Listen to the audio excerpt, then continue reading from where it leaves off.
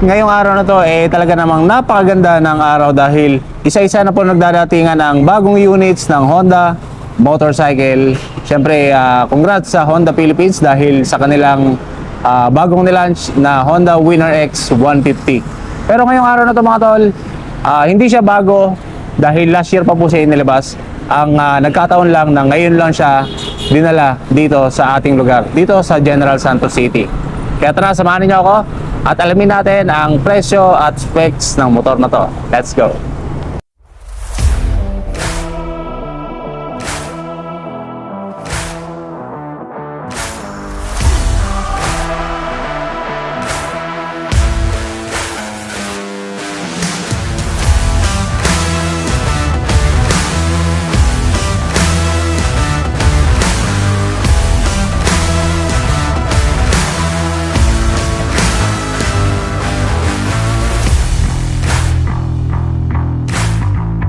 So yan, nasa harapan ninyo itong ating bagong Honda PCX 160 na matte solar red metallic.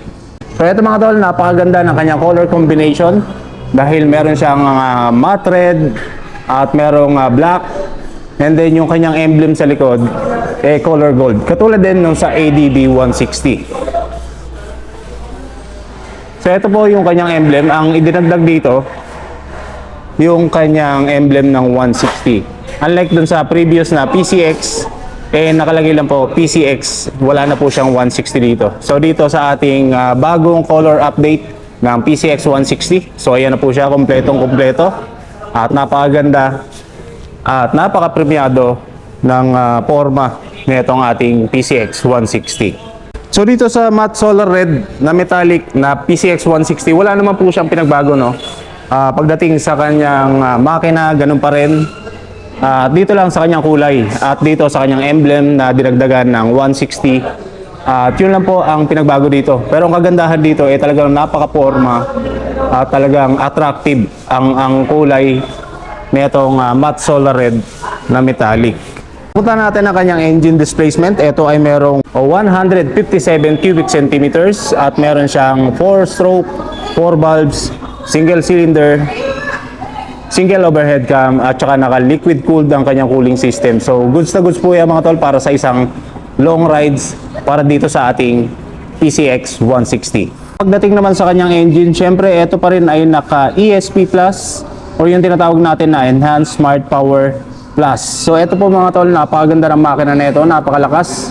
At sa kabila nun, napakatipid pa rin niya sa kanyang konsumo ng gasolina. Punta naman natin ang power output nitong ating PCX 160. So ito mga tol ay merong 11.8 kilowatts at 8,500 RPM. At kaya niya sumipa ng 14.7 Newton meters of torque at 6,500 RPM. Pagdating naman sa kanyang tangke, ito ay merong fuel tank capacity na 8 liters. So ganyan po kalaki ang isang tangke ng Honda PCX 160, either version 1 or etong bagong color update. Pares lang po sila ng tangke mga tol. At dito pagdating naman sa kanyang fuel consumption, syempre napakatipid yan dahil ito ay fuel injected. So ang average fuel consumption nitong ating Honda PCX 160 ay naglalaro sa 45 kilometers per liter. Pero gaya nga ng sinabi ko sa mga previous na vlogs natin, magdedepende pa rin yung ang konsumo ng gasolina sa rider na gagamit ng mga motor na nire-review natin. So punta naman natin ang harapan na ito mga tol, yung kanyang physical aspect. Dito tayo umpisahan natin dito sa maitaas. Yung kanyang wind visor dito, napakaganda, napakalaki. At ito for better aerodynamics. At syempre para maprotektahan yung ating instrument panel dito. At syempre meron siyang sticker ng HSTC dito, yung ating Honda Selectable Torque Control. So yan mga tol, kapag hindi synchronize yung takbo ng ating gulong, automatic mag-e-engage yung ating HSTC para mas sumabay siya dun sa harapan na gulong kapag kayo ay tumatakbo. So para maiwasan yung disgrasya at pagkadulas na itong ating PCX 160. So dito meron din siyang sticker ng Honda. At pagdating naman dito sa kanyang headlight, at eto mga tol, naka full assembly na siya, pati yung kanyang daytime running light, yung kanyang signal light, dito naka-install, at dito yung ating headlight gumagamit siya ng fully LED. Maging yung ating DRL at yung ating signal light. So yan, napakatipid niyan sa baterya at goods na goods siya, napaka quality at matagal din masira. So yan ang napakagandang ilaw na gamit na itong ating PCX 160. So pagdating naman sa kanyang front fender, so yan, meron siyang plain na matte red. At meron siyang sticker ng ABS dito. So ito mga tol, naka-ABS yung kanyang harapan.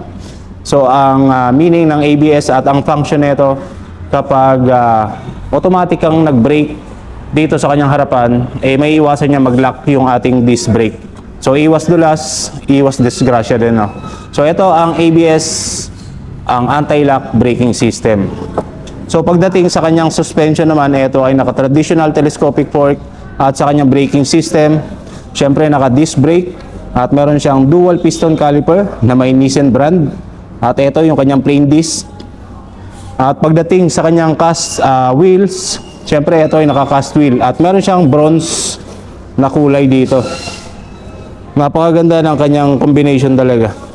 Red, black, tapos may bronze sa kanyang mags. At pagdating sa kanyang gulong, ito naman ay merong tatak na IRC. So napakaganda ng quality niya mga tol at napakakapit din at matibay, matagal siya mapudpod itong IRC na brand, no? At sa kanyang sukat, meron siyang 110 by 70 by 14 inch at ito ay naka-tubeless. So dito naman sa kanyang likuran mga tol, yung kanyang taillight dito, para siyang may pagka letter X yung kanyang design, no? At ito ay naka fully LED din. So napakalakas din at napakatipid din pagdating sa kanyang battery consumption. At yung kanyang signal light naman dito sa likuran naka-integrated na dito sa ating tail light. At siya ay gumagamit din ng LED. At dito meron siyang reflector dito for added visibility para mas kitang-kita yung likuran natin kapag gabi. At syempre yung napakalapad na rear fender para iwas talsik ng putik dito sa ating OBR. So pagdating naman sa kanyang suspension dito sa likuran, syempre ito ay naka dual shock na suspension. So yan, napakaganda na ito, lalong-lalo na sa mga off-roads at siguradong napaka-reliable na itong kanyang dalawang shock dito sa likuran. At sa kanyang braking system sa likuran, syempre meron siyang single piston caliper na may Nissan brand. So yan, napakalaki ng kanyang caliper.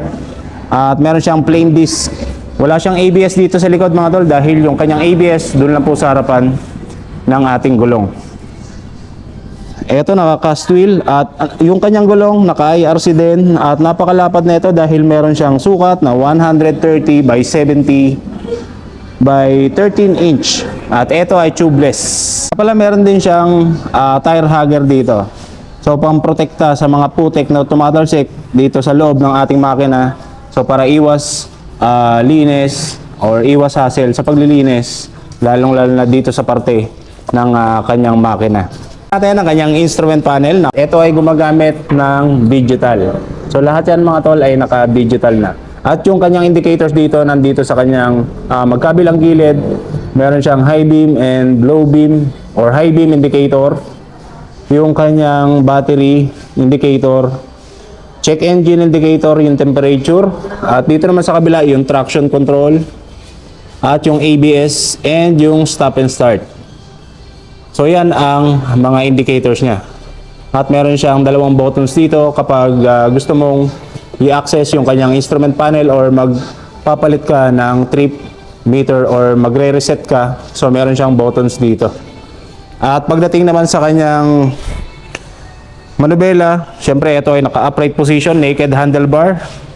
And yung kulay niya, chrome yung kanyang pintura dito sa kanyang handlebar, no? At sa kanyang switches, yung high beam and low beam, wala po siyang passing light. At yung kanyang busina at yung left and right turn switches. Pagdating naman dito sa kabila, meron siyang stop and start na buttons dito. At yung ating ignition starter at yung ating hazard light. So yan, napakaganda, meron siyang hazard light at gamit na gamit yan for emergencies. So yung kanyang key system naman, syempre ito ay naka smart key system. So yung keyless po yan mga tol. At yung kanyang integrated na seat opener at yung ating fuel tank na opener nandito sa gilid. So hindi ka na ma-hassle sa pagbukas ng kanyang upuan para lang magpagasolina dahil yung kanyang tangke nandito po sa harapan. Kagaya din ng ibang maxi scoot ng Honda. So ito meron din siyang charging port dito sa kanyang left side pocket at napakalalim din ang kanyang pocket dito. So goods na goods yan habang kayo ay naglo-long ride at nalobat ang inyong cellphones. So pwede kayong mag-charge gamit etong kanyang USB charging socket. At ito ay naka-USB ready na. So good to go na etong motor na to. So punta naman natin ang kanyang upuan. So ito mga tol, napakaganda ng kanyang upuan. Meron siyang dalawang tone at dito smooth yung kanyang texture dito sa kanyang harapan sa rider na upuan. At pagdating naman dito sa ating OBR, meron siyang wrap texture. So yan, hindi agad dudulas yung ating OBR kapag tayo ay nagsa-sudden brakes. At napakakapal din ang kanyang cushion. So talagang siguradong relax at komportable ka kapag kayo ay naglo-long rides. So ito mga tol, kapag binuksan mo itong kanyang upuan, syempre meron siyang stopper. So hindi agad siya napupunta doon. So depende na sa'yo kung i-extend mo pa para hindi ka mahirapan kapag ikaw ay may kinukuha dito sa iyong seat compartment, no? So ang kagandahan dito, so hindi siya bumabagsak. At ito, napakalapad din ang kanyang seat compartment dahil meron siyang sukat na 30 liters. So ganyan po kalaki ang kanyang seat compartment dito sa ating PCX 160. At kasyang-kasya dito yung half face and full face na standard. So yung mga malalaking shell kagaya ng Evo, Gile, so hindi ko lang alam kung kasya dito. So sa overall dimension naman tayo sa kanyang kabuuang sukat. Unahin natin sa kanyang haba, sa kanyang length. Meron siyang taas na 1,936 mm. At sa kanyang lapad naman, meron siyang 742 mm. At sa kanyang height, pagitan po yun ng gulong sa kanyang harapan, papunta sa kanyang side mirror, meron siyang taas na 1,108 mm. At sa kanyang kabuuang timbang naman, ito ay merong 131 kilograms. At sa kanyang seat height, meron siyang 764 mm.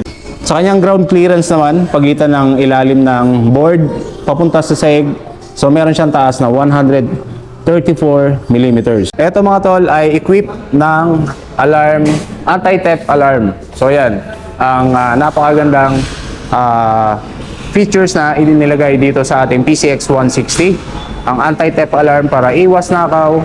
Kung meron mang magtangkang magnakaw na ito, automatic tutunog ang motor na to kapag naka-activate yung ating anti-theft alarm. At syempre, equipped din siya ng ACG. Yung ACG mga tol, yung accelerating current generator. So yan, mini-maintain niya na tahimik yung pagpapaandar ng motor na to. Syempre, hindi siya maingay at hindi rin nakakairita kapag ito ay ating paandarin. So gusto ko lang ipalam sa inyo sa lahat po ng units dito na available dito sa Honda Jeep Jam Cycle dito sa Lanoy Subdivision, Barangay Kalumpang. At eto mga tol, kapag kayo ay nag-avail either cash or installment, so makakakuha kayo ng pre-rise sa bawat units na inyong makukuha dito. So hindi ko lang alam kung ilang kilos, pero makukuha nyo po yan maliban pa sa inyong mga freebies. So balik tayo dito sa ating Honda PCX 160. So ang presyo na ito mga tol, meron siyang kabuang presyo na 151,000 pesos. At kapag inutang nyo naman ang napakaganda at napaka-eleganteng scooter na to, so meron kayong minimum down payment na 25,000 pesos.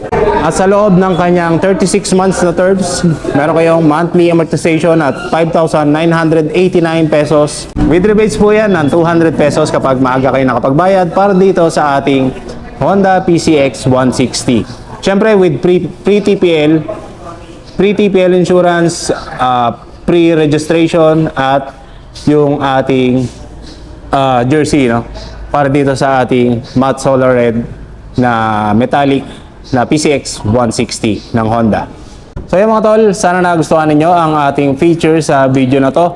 At abangan ninyo ngayong buwan na to, darating po ang kanilang Honda Winner X 150 na bagong inilabas ni Honda. So shoutout sa Honda Philippines at syempre sa Honda Jeep Jam Cycle na laging nag-iimbita sa atin dito. So yung magandang tanghali sa inyo lahat at lagi po kayo mag-iingat. Ride safe. Peace.